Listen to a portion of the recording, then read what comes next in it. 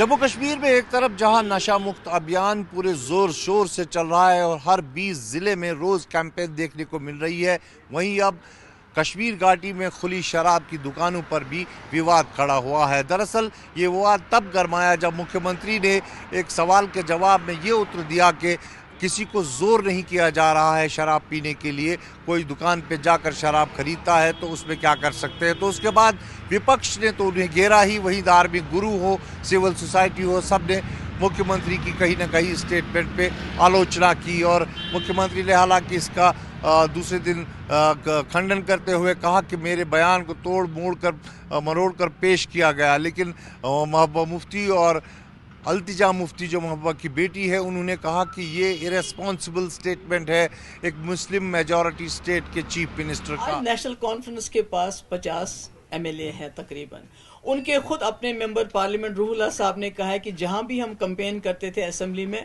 तो हम उसको लोगों को बोलते थे कि हम यहाँ शराब की दुकानें बंद कर देंगे। ये उनके अल्फाज है, मेरे अल्फाज नहीं है।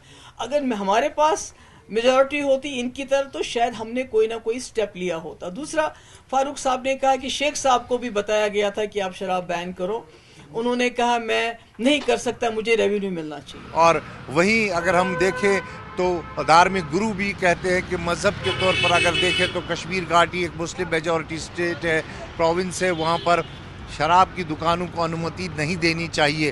तो कहीं ना कहीं सारा समाज जो है यहाँ पर शराब की दुकानों को बंद करने के लिए जोर दे रहा है और सिविल सोसाइटी में ऐसे में कह रही है कि वो बहुत जल्द जो है एक अभियान चलाएगी इन दुकानों के खिलाफ और सड़कों पर उतरकर ये मांग करेगी प्रशासन से कि इन शराब की दुकानों को बंद किया जाए। हालांकि तर्क जो सरकार है वो ये दे रही है कि जम्मू कश्मीर एक टूरिस्ट स्पॉट है, यहाँ पर जो है पर्यटक आते हैं, उन्हें अक्सर इन दुकानों की ज़रूरत पड़ती है। जो पर्यटन उद्योग से जुड़े लोग हैं वो भी इन दुकानों का विरोध कर रहे हैं और कह रहे हैं कि पर्यटन और शराब की दुकानों का कोई जोड़ नहीं है। अगर ऐसा होता तो गुजरात, बिहार, इन जगहों पर भी पर्यटन चलता है, लेकिन शराब की दुकानें बिल्कुल बंद है। आमतौर कहा जाता है कि टूरिज्म, शराब वगैरह, मेरे को लगता है ये बात सही है कि अगर आप विद इन द कंट्री देखेंगे, हमारी जो सबसे बड़ी स्टेट्स हैं वहाँ पे ड्राई स्टेट्स हैं, मतलब वहाँ पे शराब का कंज्यूम नहीं हो रहा है, वहाँ पे भी टूरिस्ट जाता है, हमसे ज़्यादा टूरिस्ट वहाँ पे जाता है। क्या वो स्टेट्स मतलब फिर सर्वाइव नहीं करती है?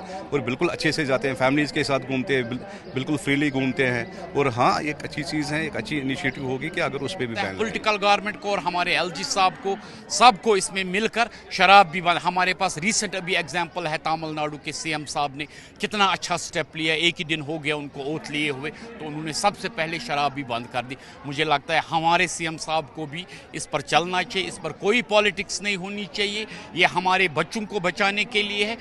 Alcohol should be ban and it should be ban for ever. कहीं ना कहीं हर बीते दिन के साथ शराब की दुकानों को लेकर कश्मीर घाटी में विवाद बढ़ता दिख रहा है।